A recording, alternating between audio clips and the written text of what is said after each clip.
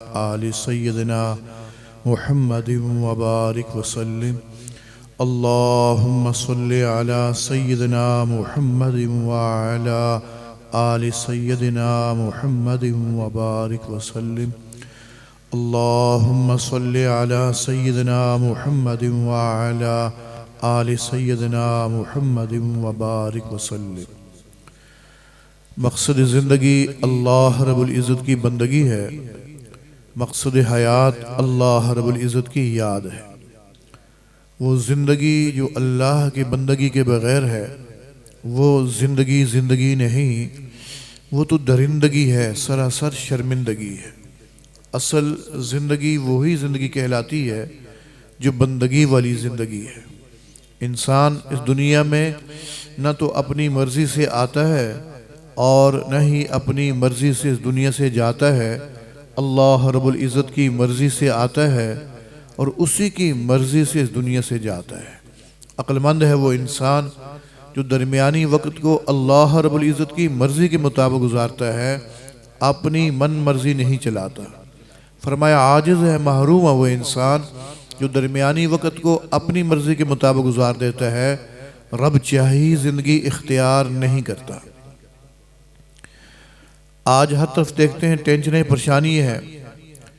لوگ کہتے ہیں کہ لوگ چونکہ گناہوں کے اندر مبتلا ہیں جس کی وجہ سے یہ ٹینشنیں، پریشانی ہے، لیکن جب بندے کی فکر اپنی طرف جاتی ہے، اپنے دل کے اوپر جاتی ہے تو دیکھتے ہیں کہ میرا اپنا دل ہی گناہوں سے جو آلودہ ہے۔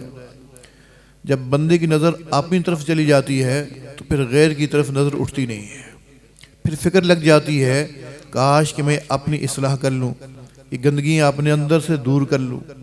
حضرت ذوالنور مصری رحمۃ اللہ تعالی علیہ ایک بہت بڑے بزرگ گزرے، ان کے پاس لوگ گئے، حضرت بارشیں نہیں ہو رہی ہیں، قحط ہے، دعا فرما دیں۔ فرمان لگے دیکھو یہ بارشیں جب رکتی ہیں جب گناہ عام ہو جاتے ہیں، فحاشی عام ہو جاتی ہے۔ اب ہم جیسا کوئی ہوتا تو یہی کہتا جی ہاں لوگ گناہوں کے اندر مبتلا ہیں، تو یوں نہیں فرمایا انہوں نے۔ فرمایا بھائیو مجھے تو یوں لگ رہا ہے کہ وہ گناہگار میں ہی، چلو میں اس علاقے کو چھوڑ کے چلا جاتا ہوں تاکہ رب تعالیٰ رحمتوں کی بارشیں عطا فرمائے۔ کتابوں میں لکھا ہے کہ وہ اس علاقے سے ہجرت فرما گئے۔ نظر کہاں گئی؟ اپنے اوپر گئی۔ ہماری نظر ہمیشہ دوسرے کے اوپر ہوتی ہے، ہماری انگلی دوسرے کے اوپر اٹھتی ہے، کاش کہ یہ انگلی اپنی طرف آ جائے۔ جب بندے کی اپنی اصلاح ہو جاتی ہے تو پورے گھر کی اصلاح ہو جاتی ہے۔ ایک گھر کی اصلاح ہوتی ہے تو پورا محلہ بن جاتا ہے، ایک محلہ بن جاتا ہے، پورے شہر کے اوپر اس کے اثرات ہوتے ہیں۔ تو آج اس مختصر سی محفل میں ہم دل میں ارادہ کریں کہ آج سے ہم نے اپنی فکر کرنی ہے، ہم نے دل کی بیماریوں سے نجات حاصل کرنی ہے۔ فرمایا یوم لا ينفع مال ولا بنون الا من اتى اللہ بقلب سلیم۔ قیامت کے دن نہ مال کام آئے گا، نہ نرینہ اولاد کام آئے گی، ہاں جو بنا ہوا دل لے کے آئے گا وہ اس کے کام آئے گا۔ حدیث شریف میں آتا ہے ان اللہ لا ينظر الى صورکم واموالکم، رب تعالیٰ تمہاری صورتوں کو نہیں دیکھتے، نہ تمہارے مال پیسے کو دیکھتے ہیں، ولکن ينظر الى قلوبکم واعمالکم، رب تعالیٰ تمہارے دلوں کو دیکھتے ہیں، تمہارے اعمال کو دیکھتے ہیں کہ اس دل کے اندر کس کی محبت ہے، میری محبت ہے، میرے غیر کی محبت ہے۔ اگر دل کے اندر اللہ کی محبت ہے تو سمجھ لیجئے کہ اس کے سارے اعضاء اللہ کے احکامات کے مطابق چل رہے ہیں۔ اگر دل میں غیر کی محبت ہے اس کا کوئی عضو بھی ٹھیک کام نہیں کر رہا۔ جب دل ٹھیک ہوتا ہے تو انسان کے سارے اعضاء ٹھیک ہوتے ہیں۔ دل کے اندر اللہ کی محبت ہے، دل گناہوں سے پاک صاف ہے تو آنکھیں بھی اس کی گناہوں سے پاک صاف ہوتی ہیں۔ دل کے اندر اگر گندگی ہے تو پھر اس کی آنکھیں ناپاک رہتی ہیں۔ جب آنکھیں ناپاک رہتی ہیں تو عمریں گزر جاتی ہیں، اس بندے کو اعمال کی لذت کا پتہ نہیں چلتا۔ نماز کی چاشنی کیا ہے کوئی پتہ نہیں ہے، سجدے کا سرور کیا ہے کوئی پتہ نہیں ہے، راتوں کو اٹھ کے تہجد میں مناجات کرنے کی لذت کیا ہے وہ ناشنا ہے۔ کیوں کہ اس بندے کی آنکھیں ناپاک ہیں، جس کی وجہ سے اللہ رب العزت نے اعمال کی لذت چھین لی ہے۔ حضرت جنید بغدادی رحمہ اللہ فرمایا کرتے تھے ایک نظر میری جب کسی غیر محرم کے اوپر پڑ گئی تھی شہوت کی، اللہ رب العزت نے مجھے 6 مہینے تہجد سے محروم کر دیا تھا۔ ایک نظر اگر اس طرح اٹھتی ہے، اللہ رب العزت اعمال سے محروم کر دیتے ہیں۔ ذرا سوچئے، جو بندہ مسلسل اپنی نگاہوں کو ناپاک کرتا ہوگا تو اس کو کیسے اعمال کی توفیق ملے گی؟ نماز کی پابندی کی توفیق کیسے ملے گی؟ نماز پڑھ بھی رہا ہے لیکن اس کی لذت نہیں مل رہی۔ ہم چینی کی لذت سے واقف ہیں، نمک کا ذائقہ ہمیں پتہ ہے، لیکن نماز کی لذت سے ہم آشنا نہیں ہیں۔ تو آج ارادہ کریں کہ آج سے اس دل کو ہم نے گناہوں سے پاک صاف کرنا ہے۔ دل سے گناہ ختم ہو گئے تو چند دنوں کی بات ہوتی ہے، چند دنوں کی بات ہوتی ہے کہ بندہ برکتیں اپنی آنکھوں سے دیکھ رہا ہوتا ہے، اللہ کی معیت اس کو نظر آ رہی ہوتی ہے۔ اتقوا فراست المؤمن فإنه ينظر بنور اللہ، پھر ایسی کیفیت بن جاتی ہے کہ اس کو ہر عمل کی حقیقت محسوس ہونا شروع ہو جاتی ہے۔ گناہ اگر ہو گیا تو اس کی نحوست معلوم چلتی ہے، اس کی بدبو آتی ہے۔ چنانچہ ہمارے بزرگ جو ہے ان کے حالات میں لکھا ہے، وہ دوسرے بندے سے جب ملتے تھے تو ملتی محسوس کر لیتے تھے کہ اس بندے کے اندر کیا کیا بیماری ہے، ایسی بو ہوتی ہے گناہوں کی۔ اور یہی وجہ ہے کہ جب بندہ دنیا سے جائے گا، فرشتے جب اس کی روح لینے کے لیے آتے ہیں تو اس کے اعضاء کو سونگھتے ہیں، پاؤں سے شروع کرتے ہیں، کون کون سے اس کا عضو گناہ کے اندر مبتلا تھا، وہ بو آتی ہے تو اس بو کی وجہ سے اس کی پٹائی شروع کر دیتے ہیں، یہ عضو بھی گناہ کے اندر آلودہ تھا، لہذا اس کی صفائی کی ضرورت ہے۔ پھر آہستہ آہستہ اوپر جو ہے جاتے رہتے ہیں۔ کیوں نہ ہم آج اپنے دل کو گناہوں سے پاک صاف کر لیں؟ دل پانی سے نہیں دھلتا، یہ آنکھوں کے آنسو سے دھلتا ہے۔ جیسی آنکھوں سے آنسو نکلتا ہے، ظاہری آنسو نہیں آ رہا، دل ہی رو رہا ہے، تو رب تعالیٰ اس کو صاف فرما دیتے ہیں۔ اور ایک آنسو بھی کافی ہے، ایک آنسو بھی ندامت کا کافی ہے۔ جیسی آنسو نکلتا ہے، فرمایا ابھی زمین پہ نہیں پہنچتا، میں اللہ اس کے سب گناہوں کو معاف کر دیتا ہوں۔ صرف معاف ہی نہیں کرتا بلکہ اس کے گناہوں کو نیکیوں سے تبدیل فرما لیتا ہوں۔ إِلَّا مَنْ تَابَ وَآمَنَ وَعَمِلَ عَمَلًا صَالِحًا فَأُولَٰئِكَ يُبَدِّلُ اللَّهُ سَيِّئَاتِهِمْ حَسَنَاتٍ۔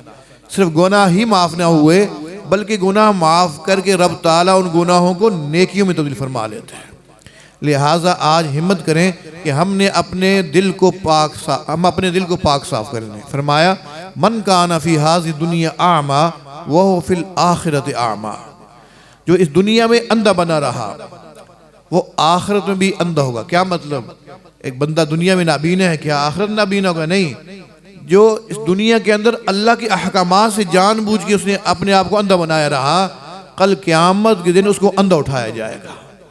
یہ کہے گا قال رب لم حشرتنی اعمی، اللہ آپ نے مجھے اندھا کیوں اٹھایا؟ وقد کنت بصیرا، اللہ میں آنکھوں والا تھا، میں بینا تھا۔ قال کذالک، ٹھیک کہہ رہے ہو، میں اللہ نے تجھے ساری نعمتیں دی ہوئی تھی۔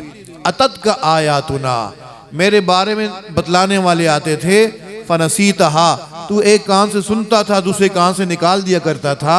وکذالک الیوم تنسیٰ، آج تیری بھی کوئی پرواہ نہیں ہے۔ چنانچہ منافقین کے بارے میں آتا ہے، جب ان کو قبروں سے اٹھایا جائے گا ان کو کچھ بھی نظر نہیں آ رہا ہوگا۔ ایسے وقت کے اندر جب لوگ امام الانبیاء محمد الرسول اللہ صلی اللہ تعالی علیہ وسلم کے دیدار کر رہے ہوں گے، خود رب تعالیٰ کی ذات کا دیدار ہوگا، ان لوگوں کو کچھ بھی نظر نہیں آ رہا ہوگا۔ چنانچہ حدیث میں قرآن مجید میں آتا ہے کہ رب تعالیٰ ان منافقین اور مومنین کے درمیان ایک دیوار حائل فرما دیں گے کہ اس کا باطن رحمت ہوگا اور ظاہر اس کا کیا ہوگا؟ عذاب ہوگا۔ اگر ہم یہ چاہتے ہیں کہ آخرت میں ہم اندھے نہ اٹھیں تو دنیا میں اپنے آپ کو بینا بنانا ہوگا۔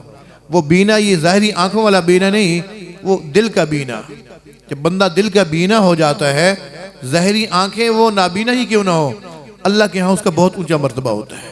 ہمارے پردادا پیر تھے قریب خانیوال کے اندر، خواجہ عبد المالک صدیقی رحمہ اللہ تعالی، فرماتے میں ایک دفعہ دلی گیا ہوا تھا، پاکستان بننے سے پہلے کی بات ہے، میں دلی گیا ہوا تھا، وہاں ایک مشہور حکیم صاحب تھے انصاری، اور وہ نابینا تھے آنکھوں سے، مشہور حکیم تھے، جو بندہ کہیں بھی ٹھیک نہیں ہوتا تھا وہ آخر میں ایک دفعہ ان کو لازمی دکھاتا تھا۔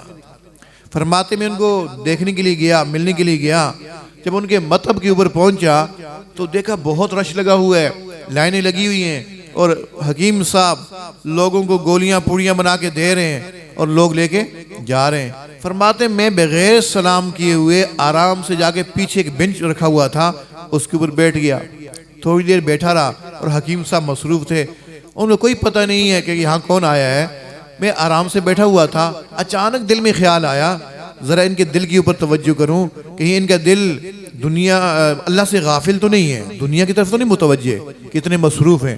کہتے ہیں میں نے دل کے اوپر جو ہے نظر ڈالی تو دل کہہ رہا تھا اللہ اللہ اللہ۔ خیال آیا جو دوسرا سبق ہے سالکین کا لطیفہ روح، میں ذرا اس کے اوپر توجہ ڈالوں۔ جب اس کے اوپر توجہ ڈالی تو حکیم صاحب گولیاں دے رہے تھے، اپنے مصروف تھے، وہیں بیٹھے بیٹھے مجھے کہہ رہے ہیں حضرت حضرت اب دل کے اوپر نظر رکھیں، دل بن گیا تو سب بن گیا۔ فرماتے میں حیران، یا اللہ اس بندے کو کون نابینا کہے گا؟ اصل بینا تو یہ ہے اللہ رب العزت ہم سب کو بھی دل کا بینا بنا دے۔ جب بندہ دل کا بینا ہو جاتا ہے پھر اس بندے کو ہر عمل کی حقیقت نظر آتی ہے، پھر راتوں کو الارم لگانے کی ضرورت نہیں پڑتی ہے، اندر کا الارم خود جگا دیتا ہے، چاہے کتنا ہی کیوں نہ تھکا ہوا ہو، جب اٹھنے کا وقت آتا ہے تو اندر کا الارم کہتا اٹھ جا، تتجافا جنوبہم عن المضاجع یدعون ربہم خوفا وطمعا۔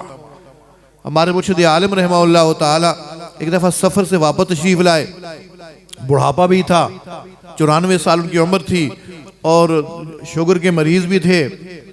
ساتھی فرماتے ہیں کہ جب ہم چکوال پہنچے واپس سفر سے، عصر کے بعد کا وقت تھا، نماز عصر کی پڑھی تو اب مغرب میں تھوڑا سا وقت باقی رہ گیا تھا، تو حضرت فرمانے لگے دیکھو میں بہت تھکا ہوا ہوں، میں یہ چاہتا ہوں تھوڑا آرام کر لوں تاکہ مغرب کی نماز آسانی سے پڑھ سکوں۔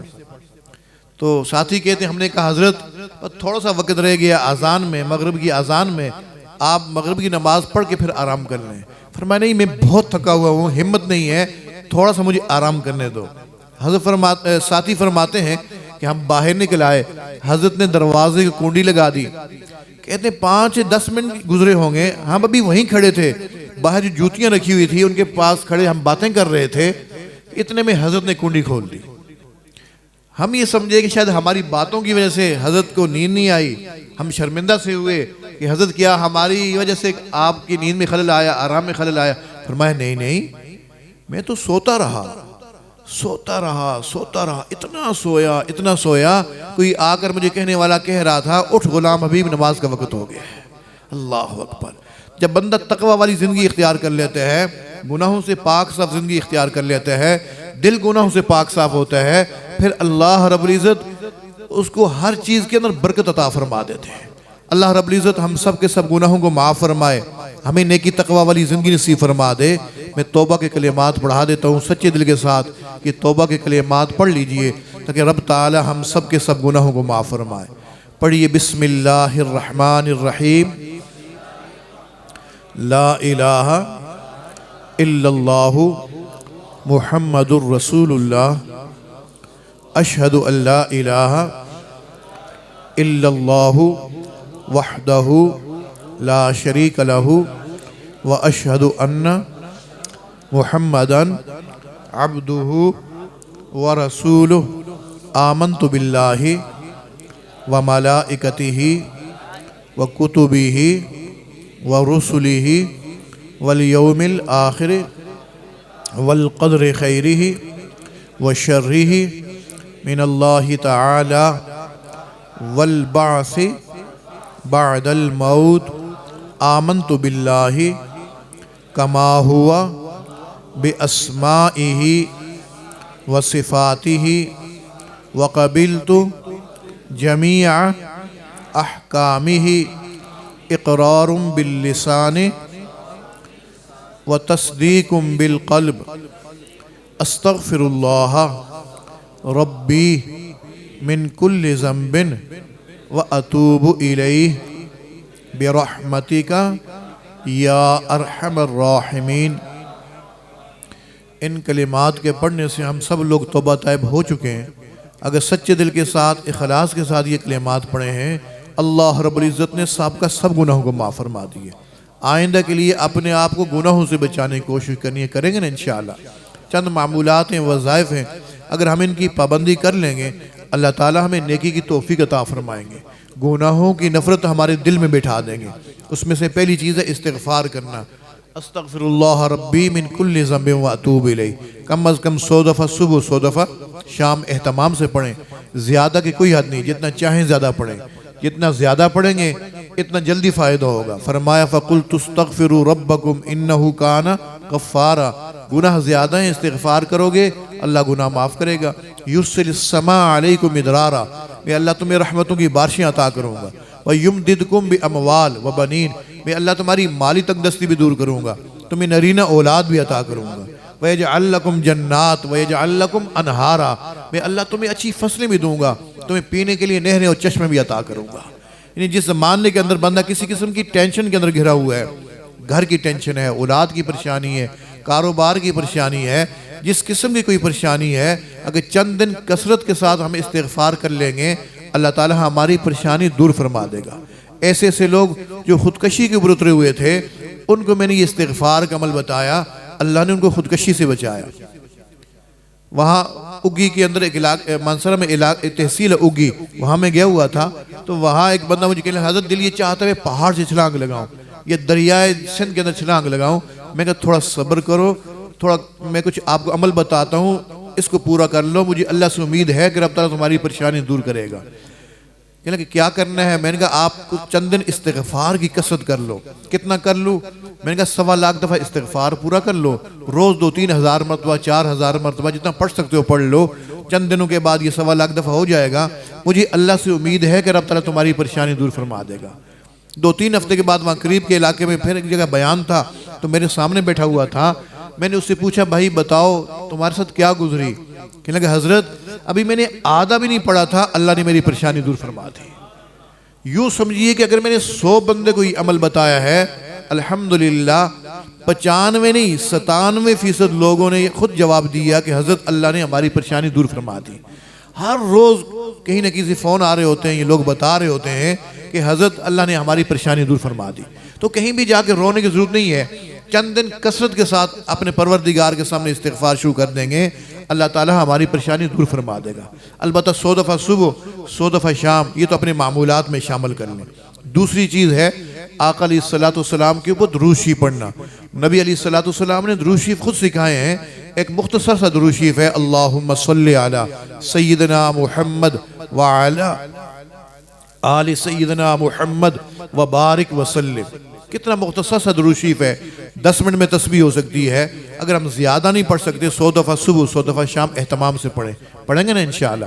حدیث میں آتا ہے معاشر کے میدان میں جب حساب کتاب چل رہا ہوگا، اچانک آدم علیہ السلام جو قد لمبا تھا ان کے دنیا کے اندر بھی ہو سکتا ہے کرامتاً بھی اپنی ساری اولاد کو دیکھ رہے ہوں، آقا علیہ السلام ارشاد فرماتے ہیں اچانک مجھے آواز دیں گے، کہیں گے یا احمد، میں کہوں گا یا ابا البشر، انسانوں کے ابا آپ کیا ارشاد فرما رہے ہیں؟ احمد تیرے کو امتی کو جہنم کی طرف فرشتے گھسیٹ کے لے کے جا رہے ہیں۔ قربان جائیے آقا علیہ السلام پر۔ آقا علیہ السلام ارشاد فرماتے ہیں جیسی میں سنوں گا تو میں اپنی چادر کو مضبوطی سے باندھوں گا اور ان کے پیچھے تیز تیز جاؤں گا، آواز دوں گا روکو اس کو، یہ میرا امتی ہے۔ وہ کہیں گے نہیں نہیں ہم رک نہیں سکتے، ہم جہنم کے ذمہ دار فرشتے ہیں، زبانیہ ہمارا نام ہے، جو ڈیوٹی لگتی ہے ہم اس کو پورا کر کے چھوڑتے ہیں۔ آقا علیہ السلام ارشاد فرماتے ہیں جب رکیں گے نہیں نا تو پھر میں کیا کروں گا؟ اللہ اکبر، میں اپنا ہاتھ یوں داڑھی کے اوپر رکھوں گا اور یوں عرش کی طرف دیکھنا شروع کر دوں گا۔ میں کہوں گا اللہ آپ نے فرمایا تھا نا کہ میں تجھے امت کے سلسلے میں رسوا نہیں کروں گا، اللہ میرے امتی کو جہنم کی طرف لے کے جا رہے ہیں۔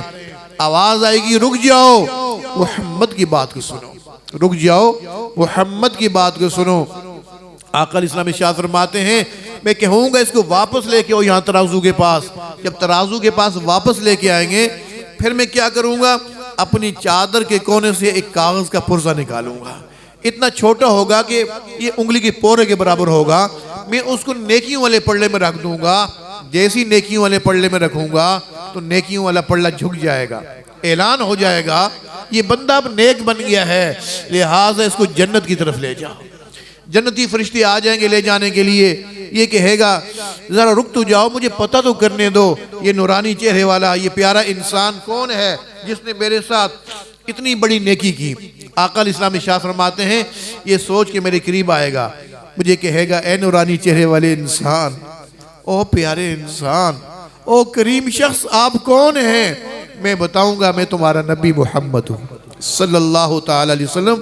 تم دنیا میرے اوپر درود پڑھتے تھے, میں امانت رکھتا رہتا تھا.